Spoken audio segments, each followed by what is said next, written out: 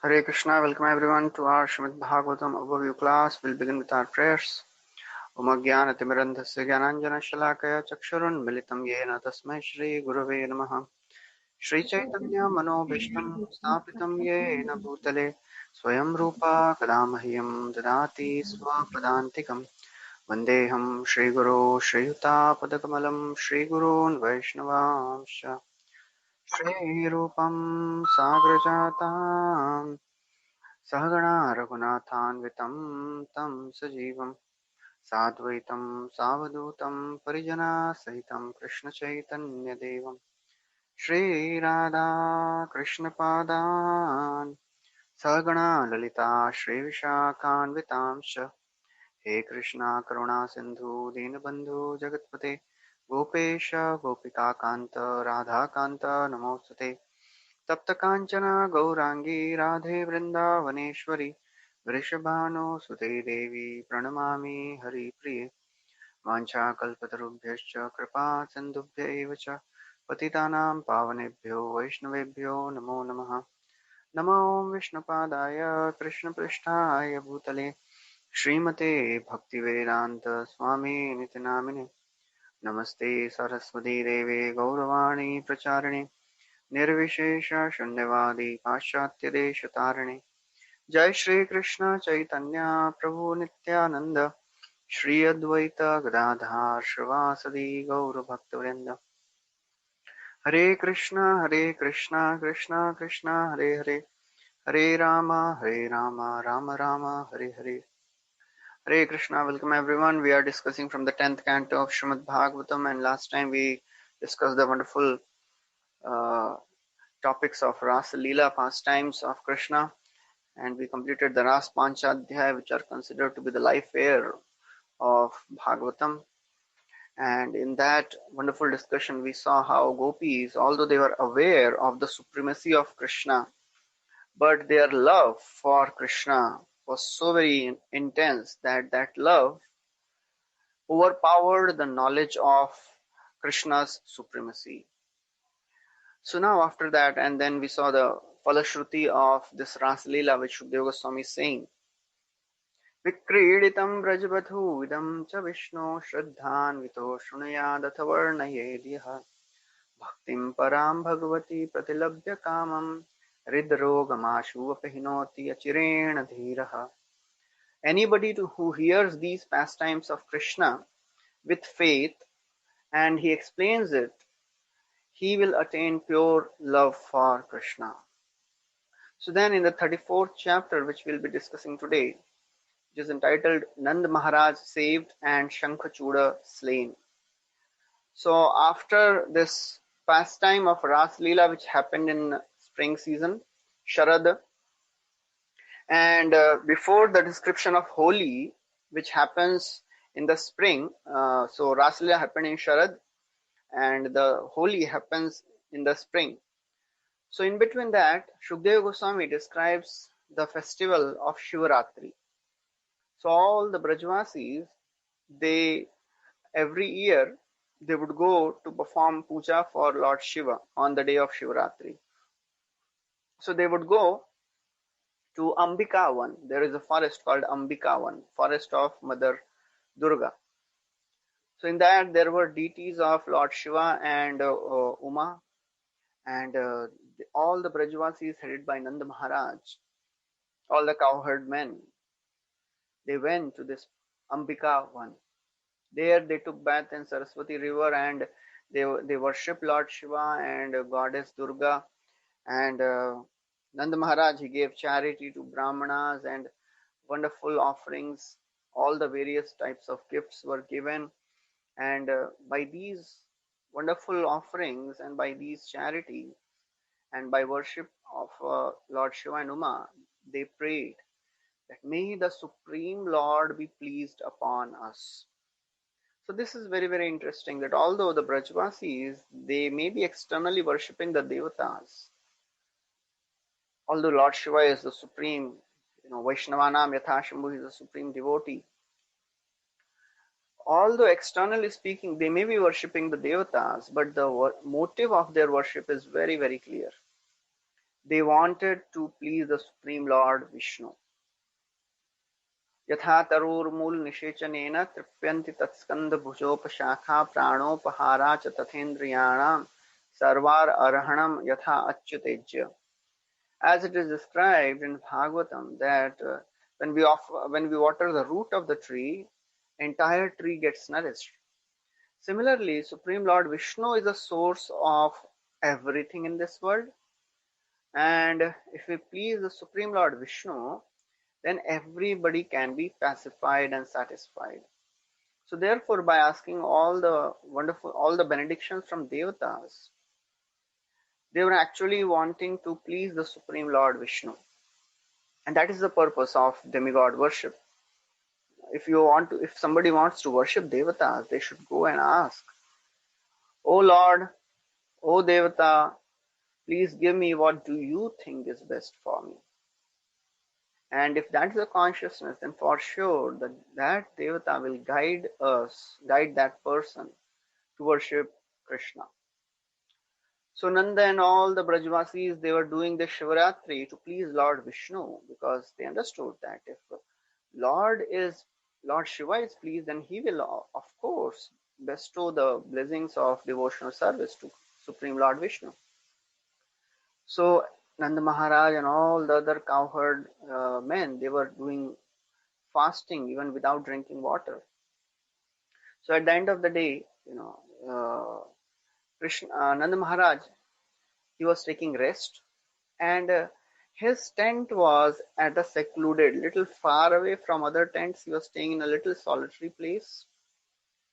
So at that time, a huge serpent came slithering, and he started swallowing Nanda Maharaj from his feet. So as soon as Nanda Maharaj realized, he woke up, he started crying, "Oh Krishna, Krishna, my dear boy, the serpent is swallowing me, please help me, save me." So that is the consciousness of the Brajvasis.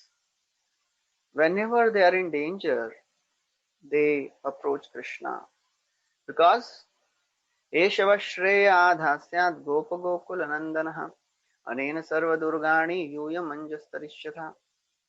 Because Gargacharya had said, in all the dangers, go and approach Krishna. Krishna will deliver you from all the calamities, all the disturbances. So therefore, that was the faith of the Brajvasis, and therefore they went whenever there was a danger. So Nanda Maharaj started calling, "Oh Krishna, please help me, save me from this serpent, is swallowing me." So all the by the sound, all the cowherd men also got up, and they brought torches, and they started burning the snake with the torches, the hind part of the snake. Because it is said that when the snake is burnt from the hind legs, from the backside, from the rear end, that is the most vulnerable part of the snake. But still the snake was not leaving Nanda Maharaj. He continued to swallow Nanda Maharaj. He was not affected. And that time Krishna, he came and he just touched the snake with his feet. And just by the touch of Krishna, immediately snake gave up his body, and a very beautiful, effulgent personality came out. He was a Vidyadhara. He appeared in front of everyone's eyes. That is the power of the touch of Lord Krishna's feet. Shukdev Goswami says, by the touch of the Krishna's feet, all the sins of the snake they were destroyed. So therefore, it is very, very interesting that when we take shelter of Krishna, and when Krishna's lotus feet is the mercy of the feet of Krishna is bestowed upon somebody, all the sinful reactions are destroyed. As it is described in Bhagavatam in many places, the power of the feet of Krishna. Sanchintayed bhagavatascharanarvindam vajrankushadhvajasaroruhalanchanadhyam उत्तुङ्गरक्तविलसन्नखचक्रवाल ज्योत्स्नाभिराहतमहदृदयान्धकारम्. This verse comes in the third canto, where Kapil Dev is telling that the lotus feet of the Lord, when you meditate on the lotus feet of the Lord, Sanchintayed Bhagavatas Charanarvindam, the feet of the Lord is marked with many, many signs. Vajra, Ankusha, Dhvaja, Saroruha. And when you meditate on the toenails of the Lord, the effulgence which is coming from the toenails destroys the darkness. Yashauchanisrita sarita pravarodakena tirthena mudnyati kritena shiva shivo bhut dhyaturmanah shamala shailana srishta vajram dhyaye chiram bhagavatas charanarvindam. So therefore it is recommended that you should meditate on the lotus feet of the Lord for a long, long time. Because we have committed so many sinful activities that they have created a whole mountain of sinful reactions. And a mountain cannot be destroyed by any ordinary weapon. Only a thunderbolt can destroy a mountain. The lotus feet of the Lord, they are like thunderbolts, which can destroy the mountains of our sinful reactions. So therefore, whenever we go in front of the deities, we have to meditate dhyaye chiram bhagavatas charanarvindam. We have to meditate on the lotus feet of the Lord for a long, long time. So therefore, this snake, when he was touched by the feet of the Lord, he completely became free from all the sinful reactions and he attained the body of a Vidyadhara. And we can similarly see the effect of the touch of the feet of Krishna in the case of Kubja and in the case of Weaver in Mathura. They all became free from the sinful reactions. So then when this serpent got liberated and he appeared in a very effulgent form, Krishna inquired. So Krishna, he inquired, who are you, O great personality, O effulgent personality? It seems you are such a great, effulgent, powerful personality. Who forced you to become a snake? Who are you? So the serpent said, O Supreme Lord, I am a Vidyadhar named Sudarshan. I was very opulent and I was wandering in the airplane. I was so very proud of my wealth, of my opulence, that one day, as I was moving in my airplane, I offended some of the Brahmanas who were coming in the line of Angira Muni. And because they wanted to show me mercy, they cursed me. Shapo me anugrahayeva kritaste karunatmabhi yadaham loka guruna yada pada sprishto huta shubha. So actually he says, Shapo me anugrahaya. Actually it was for my benefit that these great souls, karuna atmabhi, they were the embodiments of compassion. They wanted to show mercy to me. That's why they cursed me to show mercy to me. Padas prishto, and therefore because of their blessings, now today I have been touched by your lotus feet.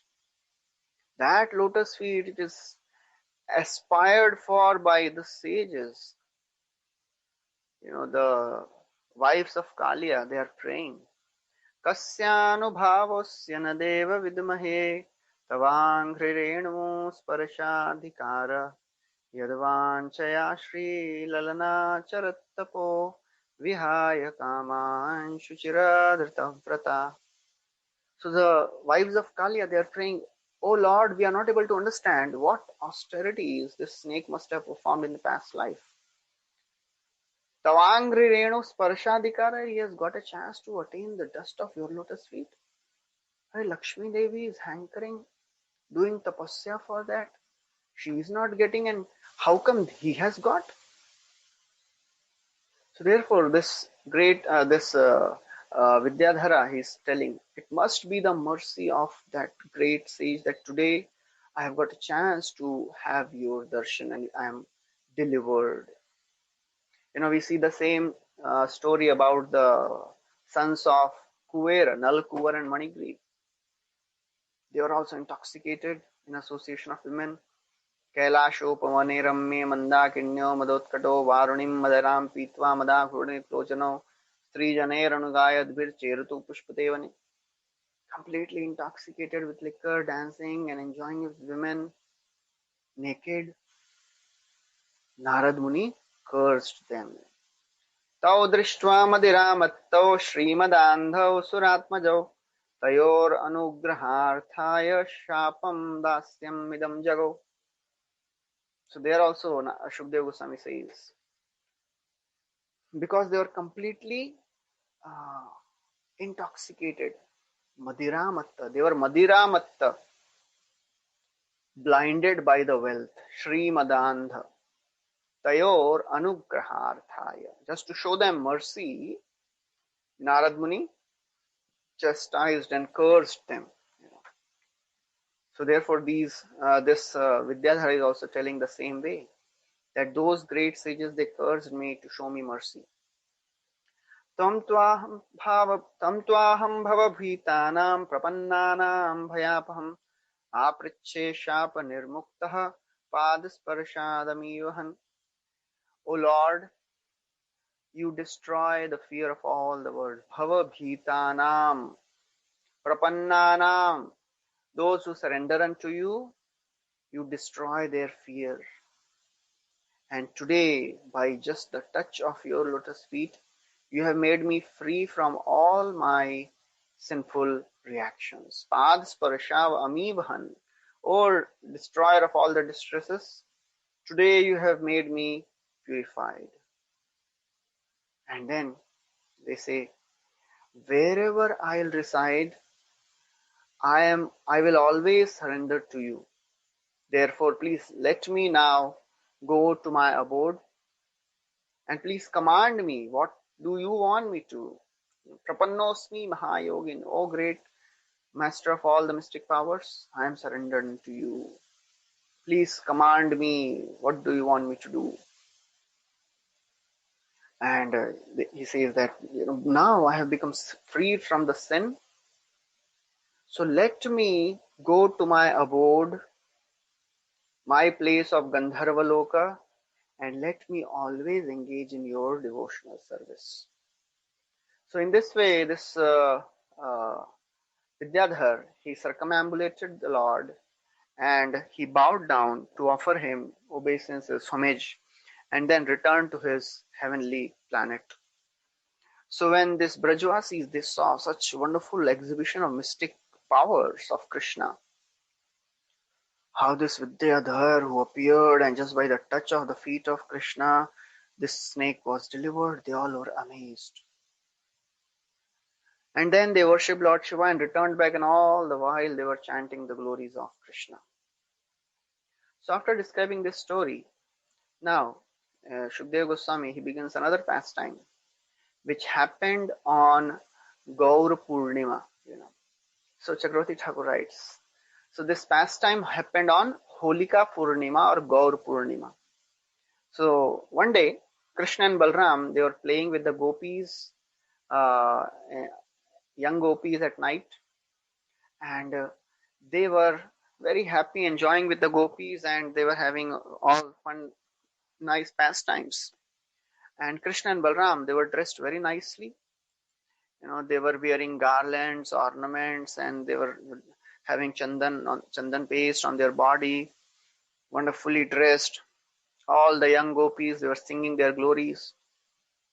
As the two lords were praised by the gopis, and they were enjoying, they were enjoying the beauty of the forest with wonderful breeze, flowers, lotuses, bees were moving around.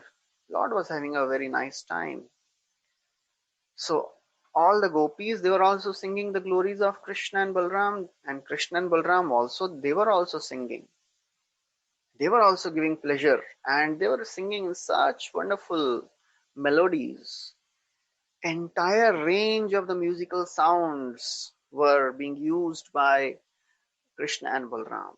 And the song of Krishna and Balram was giving pleasure to all the living entities. So all these wonderful things were going on. And when the gopis, they saw and they heard such wonderful music and singing of Krishna and Balram, they were completely stunned in ecstasy.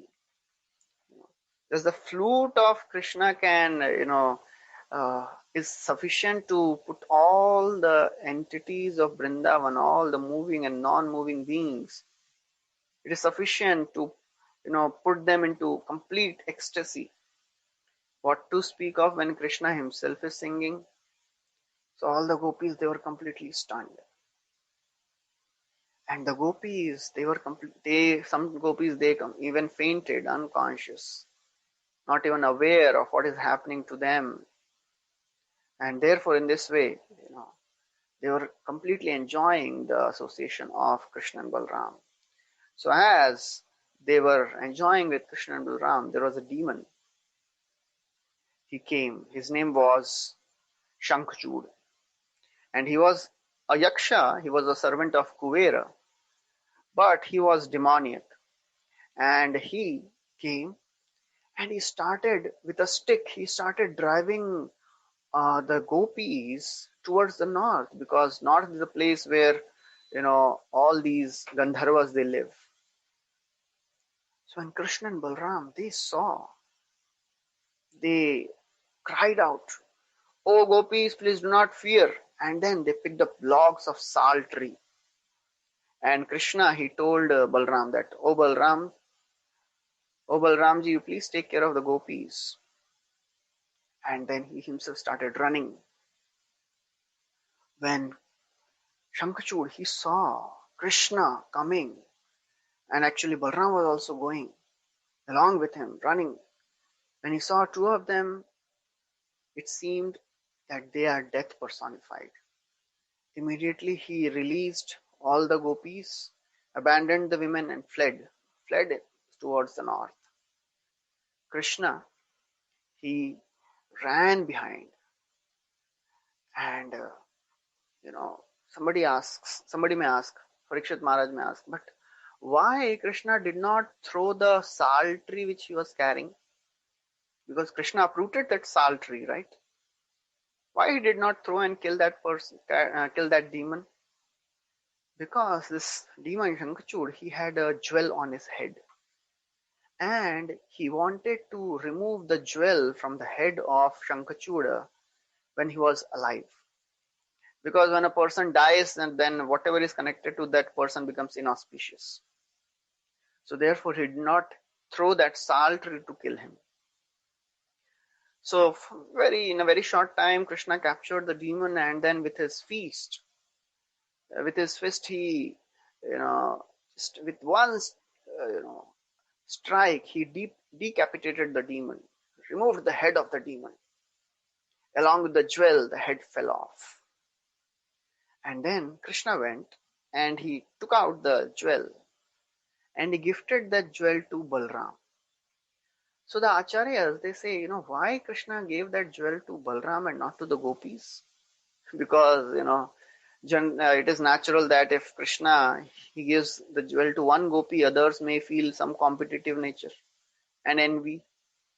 So therefore, to avoid such conflict amongst the gopis, he gave that jewel to Balramji. And then it is said that later, Balramji gave that jewel to Srimati Radharani. So that is the end of this chapter. And then the 35th chapter, which is entitled, "The Gopis Sing of Krishna as He Wanders in the Forest." So this is again a very beautiful chapter in which gopis are describing their feelings as they are away in separation from Krishna whole day, how gopis would spend their day because they were in complete separation from Krishna. So this chapter, the song which these gopis are singing, that is also called as Yugal Gita.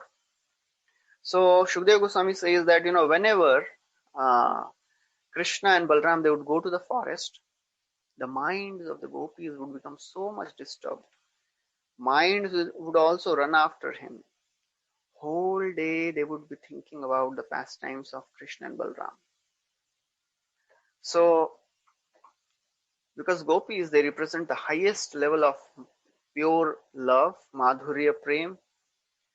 Throughout the night, they were enjoying the rasa of union. That union is like a moonlight, very cool.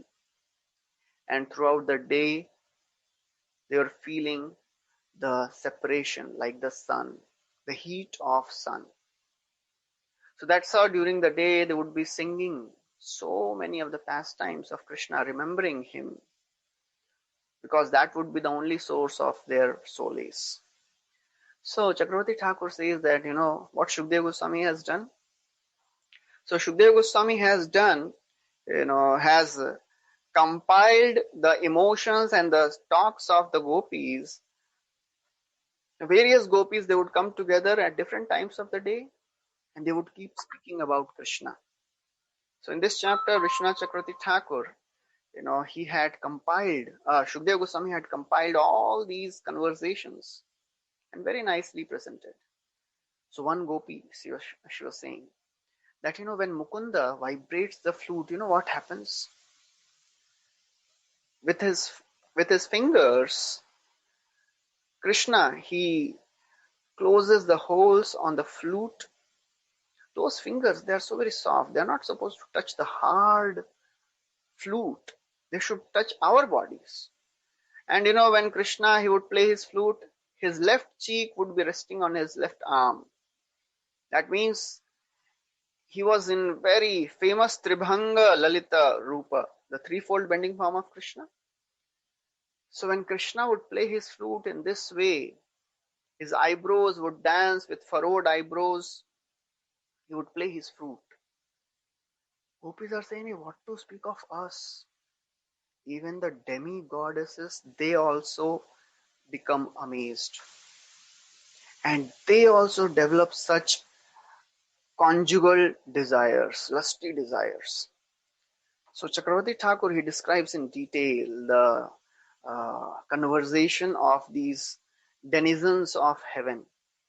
So the wives of Gandharvas, as they are flying along with their husbands in the sky, and they hear the flute of Krishna, they become amazed. They say, oh, we have never heard such enchanting flute. In entire creation, there is nothing more attractive than the flute of Krishna. And then they were telling that it is okay, although it is not good, but we are so very chaste, we are also getting attracted to Krishna. We are chaste women, we are also getting attracted. That is one bewilderment. Another bewilderment is, forget about us, we are women. Our husbands are also enchanted. They are in the male bodies. They are also enchanted. So the ladies could understand, the demigoddesses too could understand that our husbands are also becoming bewildered and enchanted. So on the other hand, so women are thinking, what will our husbands think seeing us in an agitated state? And the husbands are also thinking, the devatas are also thinking, what will our wives think when they would see that, we are getting attracted to Krishna, to the flute sound of Krishna, and we are males and we have given up our male identities. What will our, wives think? So together, the wives and husbands, devatas and the demigoddesses, they are completely absorbed in hearing the flute of Krishna. They both are getting affected by the arrows of the lust. And in this way, the wives are saying, oh, enough of all these things. Now we want to completely surrender to Krishna. Let us give up our husbands and just go and surrender to Krishna. And devatas are also thinking, let us give up our male conception of male identification. Let us go and enjoy with Krishna. Immediately, oh God, please make us into gopis. We also want to enjoy. So in this way, both the devatas and demigoddesses, they both are absorbed and enchanted. So gopis are saying, Are, if this is the position of the devatas, what to speak of the gopis? And we are staying with Krishna in the same village. We are there with Krishna and we are reciprocating with so many wonderful ways with Krishna. We are having the direct association of Krishna. The Devatas and the Devis of the heaven, they are getting disturbed just by hearing the flute of Krishna. We are getting direct association of Krishna. So how we will not get disturbed? So it is natural that we will also get attracted. So let us leave all our families and husbands and go to forest and serve Krishna. So that is the conversation of one of the groups of the gopis. Then other gopis spoke. He said, "Oh girls, the son of Nand Maharaj, he gives such joy to all the residents of Vrindavan. Krishna, when he plays his flute, he has a very shining hair on his chest. That is a Srivatsa. And when he plays flute, what happens? Even the animals of Vrindavan get affected. The bulls, the cows, and the deer, they stand stunned. The animals, the cows stop eating grass. The calves, they stand still with the milk in their mouths. That is the position of the cows of Vrindavan. Their ears, became cocked up, and whenever they hear Krishna's flute, they become stunned. With their erect ears, they hear the sound of Krishna. So therefore, in this way, they are glorifying Krishna's flute. Nij sama sakha sange gogana charana range vrindavane swachanda vihar. Yar veno dhvani shuni sthavar jangama prani pulaka kampa ashru vahedhar. So in this verse, Krishnadas Kaviraj Goswami is saying, when Krishna plays his flute, all the animals, they become stunned. Nija samasakha sange gogana charana range. When he goes to the forest and plays his flute, this is what happens. So the gopis, they are saying, one gopi is telling to other, "Oh gopis, it is nothing astonishing that our vows of chastity, which is like a hot sun, it is covered by the cloud of Krishna's chest. And therefore, we are completely bewildered. We cannot even follow our vows of chastity." Then other gopis, they tell their flute, the effect of Krishna's flute on rivers, trees, creepers, birds, bees, clouds, all the animate and inanimate beings in Vrindavan get affected when Krishna plays flute. Other gopi speaks. When Krishna plays flute, rivers also stop flowing. Rivers, they just want to embrace Krishna's lotus feet, and so they extend their arms in the form of waves. They cannot go and meet their husbands. The ocean is the husband of river. And they just move around in a whirlpool.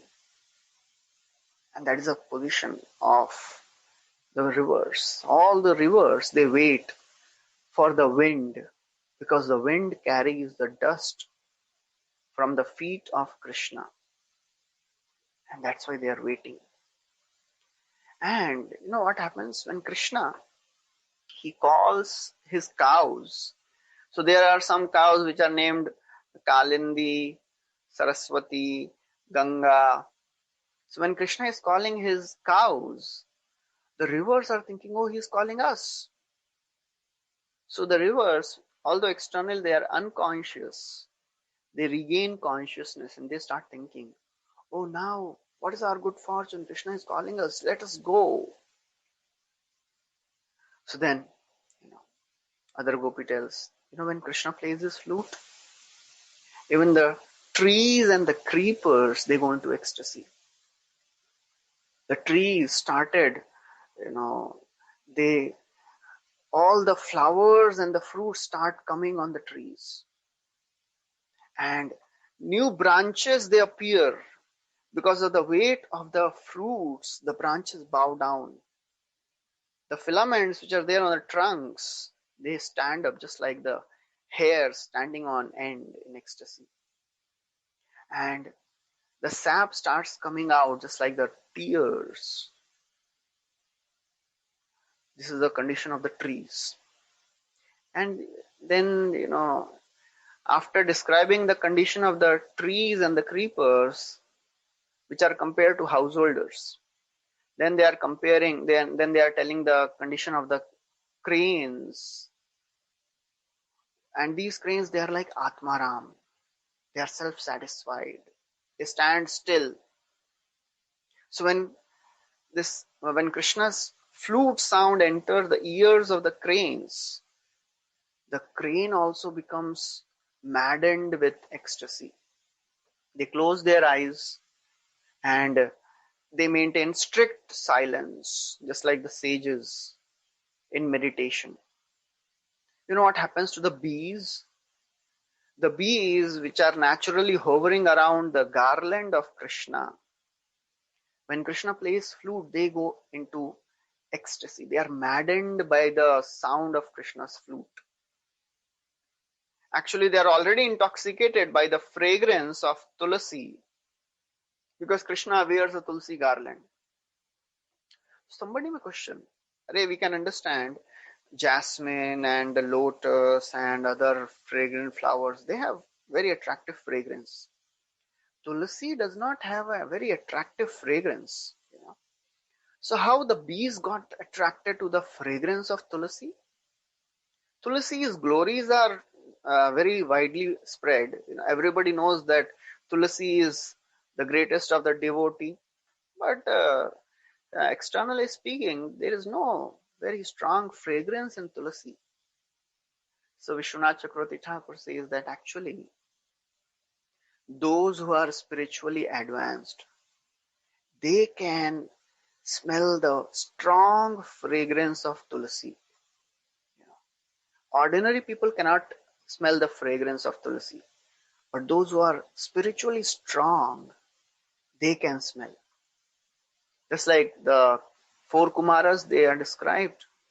Tasyara vindanayanasya padara vindam kinjalka mishra tulasi makaranda vayu antargata swavivarena chakara tesham sankshobham aksharajusham apchitta tanavoh.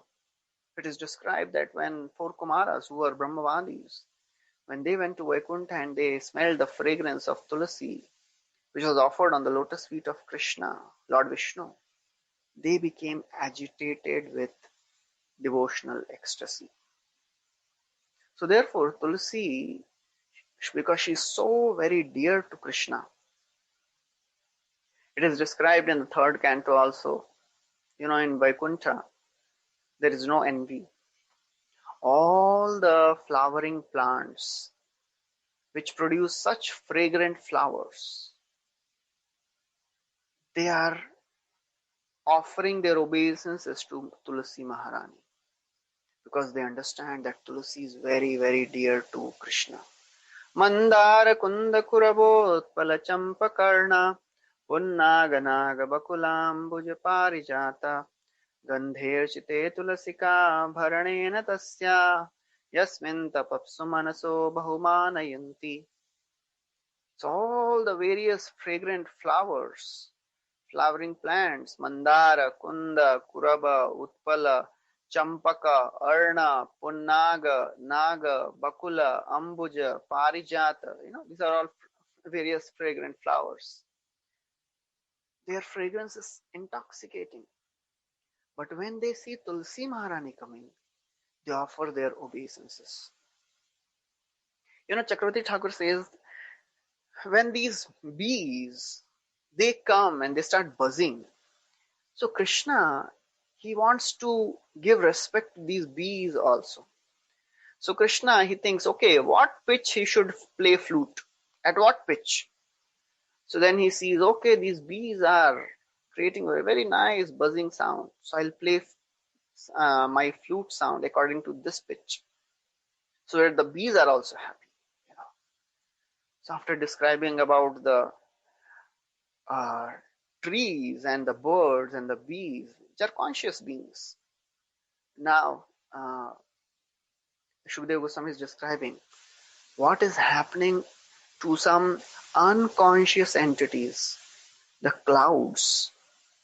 When Krishna plays his flute, even clouds, they regain consciousness and they come and they make a umbrella over Krishna to protect him from sun, and starts showering very fine droplets to give a very cooling experience to Krishna. So Chakravarti Thakur says that, the fine droplets, they're like the flowers. So the clouds start showering flowers of fine droplets on Krishna. Then in the afternoon, some of the gopis, they go to the house of Nanda Maharaj, and they start speaking to Mother Yashoda. So one of the gopis says, she says, "Oh pious Mother Yashoda, when your son Krishna, he plays flute, you know what happens? Actually, your son has invented such a wonderful way of playing flute. Such wonderful styles he has invented. He intoxicates and bewilders everybody. Even Lord Shiva, Brahma, Indra, and all the devatas, they are confused when Krishna plays his flute. They cannot ascertain from where Krishna has learned this wonderful art. And therefore, they just bow down at the feet of Krishna. And then, because Mother Yashoda is not in association of Krishna for a long time throughout the day, she's also in separation. So the gopis, they think, let us go and tell wonderful pastimes of Krishna to Mother Yashoda so that she may be pacified. So whole day, some of the gopis, they keep coming and telling Mother Yashoda the various pastimes. So now when Krishna in the evening comes back to the village, he comes very gracefully like an elephant, very slowly, gracefully walking. And as he's walking on the earth without any footwears, Mother Earth, she becomes so very happy. Mother Earth, she is the most fortunate personality. She is getting the association of Krishna the most. Interestingly, Shukdev Goswami says that when Krishna returns back, he has to call all the cows. Krishna had millions of cows. How to call all of them? So Krishna, he had a string of gems. This string had 108 gems. And he would count and call all the various cows. He would wear tulsi garland, and as he's coming back, he's playing his flute. Black deer gets stunned, stands on the side of the road, hearing very peacefully like a sage, absorbed.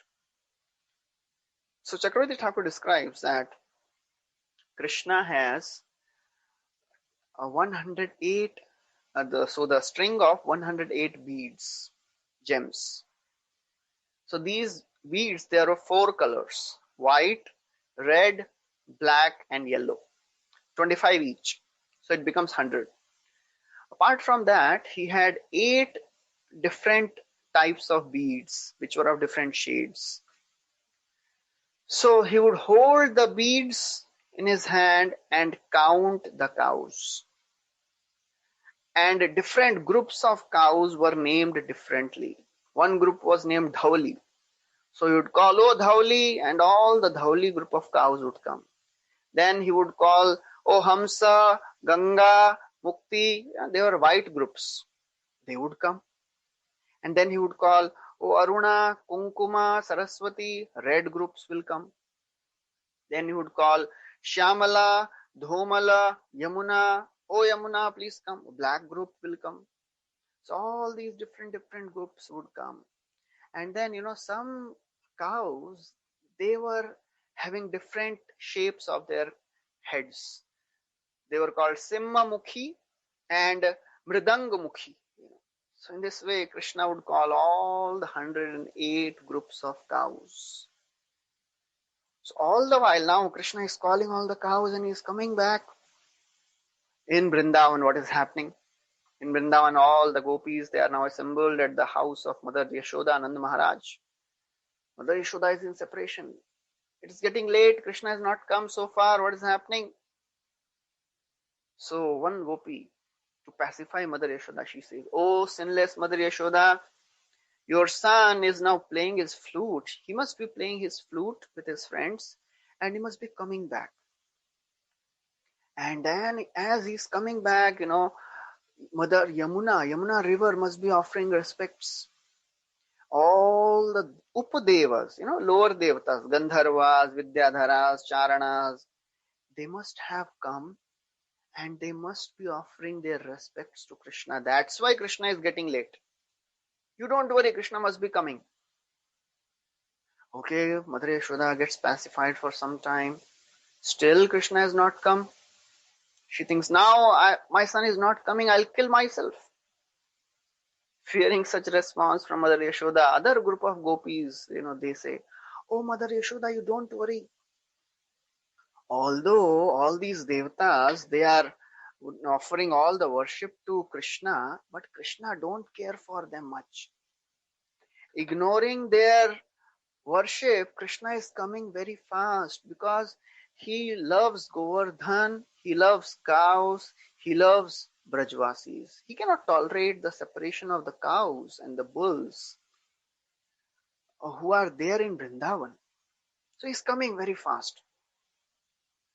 So now Mother Yashoda is a little bit pacified. Still Krishna has not come. Lots of time has passed by.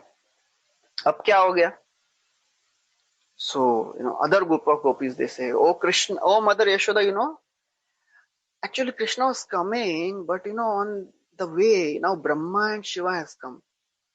And Brahma and Shiva and all the other big devatas. Earlier, smaller devatas were offering their respects. Now, big devatas are offering their respects. So now, Krishna cannot avoid them. So they are ready, they are waiting to get mercy of Krishna. So Krishna has to wait. So therefore, he is getting delayed. You don't worry, Krishna is coming. So Mother Yashoda is still, not satisfied with the choked voice. She says, oh, please go and, go to the terrace. Quickly go to the roof and see if he is coming. So one gopi goes and checks on the roof and she sees, oh, Krishna is coming from far. So she very loudly, she is telling, oh, Mother Yashoda, Krishna is coming, you don't worry. So few minutes pass by, still he has not come. Ab kya ho gaya? So now what has happened? So, now as Krishna is entering Vrindavan, all the residents of Vrindavan, they come and offer their respects to Krishna. The elder Gopas, the various people who are serving Krishna, the tambul maker and all the other people, they are coming and offering respects. So Krishna is getting delayed there. So the gopis, they are telling all these things to Mother Yashoda, abhi kya ho raha hai, minute by minute, live telecast is going on. So, all the while, gopis are also getting benefited because whole day they are also in separation from Krishna. And on the pretext of telling all these things to Mother Yashoda, they are also getting chance to glorify Krishna, see Krishna, look at beautiful form of Krishna. And then Shukadeva Goswami says that when Krishna comes back, When Krishna is in forest, his friends, they make very beautiful garland of forest flowers. But when Krishna comes back, he wears those garlands which Mother Yashoda would put on him in the morning, just to just to reciprocate with their love. And the garlands would be covered with dust. Chakravarti Thakur writes that, generally when Krishna roams around in Vrindavan with garland, so the dust would accumulate, but gopis with cloths, they would clean the garland. They would not allow Krishna to wear, garland which is covered with dust. But still, some dust would be there on the garland. You know why? Because, general observation, if you clean the garlands very roughly, strongly, some petals may break. So the gopis are very careful not to destroy the garland also and clean the garland also. So in this way, the gopis, they are telling all the wonderful details. And then after this, Shukdev Goswami says, Evam Vrajastriyo Rajan Krishna Leela Yugaitah Reme Hasu Tachitta Tadmanaska Mahodayah. So he says, O king, Evam Vrajastriyo, in this way, during the day, when Krishna would go to the forest, all the Brajvasi ladies, they would just keep singing the glories of Krishna. Krishna Leela Yunugayati. That is their pleasure, to sing the wonderful glories of Krishna. Reme ahasu tachittaha. Reme. Reme means that is their pleasure. Reme re. That is a pleasure, continuously singing the glories of Krishna. In fact, that is the only real pleasure which is there in this world. Aho aho bhir nakaler viduyate sudha sudhara madhuram pade pade dine dine chandana chandra shitalam yasho yashoda tanayasya giyate. So it is described, sudha sudhara madhuram pade pade. The pastimes of Krishna, they are like the beautiful rivers of nectar. Dine dine chandana chandra shitalam. Just like the moonlight, which is so very cooling and pleasing. The pastimes of Krishna, they are very pleasing to heart and the mind. Rupam bhagavato yat manah kantam shuchapaham. Manah kantam shuchapaham. The form of Krishna, the pastimes of Krishna, names of Krishna, they are only source of satisfaction and pleasure. Real pleasure, real satisfaction. All the things and the pleasures of the world, they cannot satisfy the heart eternally. Only Krishna Katha, Krishna Kirtan can purify and satisfy the heart. So in this way, all the gopis, although, throughout the day they were experiencing such pain, but the so-called pain of the gopis, it was the biggest source of pleasure. The rasa of separation, vipralamba, is actually higher than rasa of sambhog. That's how all the gopis, they were always absorbed in thinking about Krishna. And the purport, it is described very nicely that when different mellows, different spiritual ecstasies, they are mixed together, it creates such a wonderful flavor. Just like, when different flavors of ice cream are mixed together, it creates such a wonderful combination of flavor.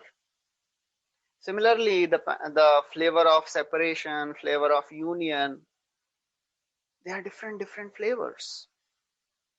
But when you mix all these flavors, then it creates such a wonderful another flavor which you can relish to a very greater extent. So that is how all these gopis, they were absorbed, always thinking about Krishna, whatever they may be doing. Even, Bilmangal Thakur says that even if the gopis, they would sell yogurt and butter Instead of telling that, oh, please take this yogurt and butter, they would cry out, Govinda Damodar Madhaveti, you know. So that's how the gopis would be absorbed in Krishna's pastimes whole day. So this is the end of this chapter. So we'll stop here. Next chapter will begin tomorrow. Hare Krishna. Srila Prabhupada ki jai. Granthra Srimad Bhagavatam ki jai. Shri Krishna Bhagavan ki jai. Anybody has any questions?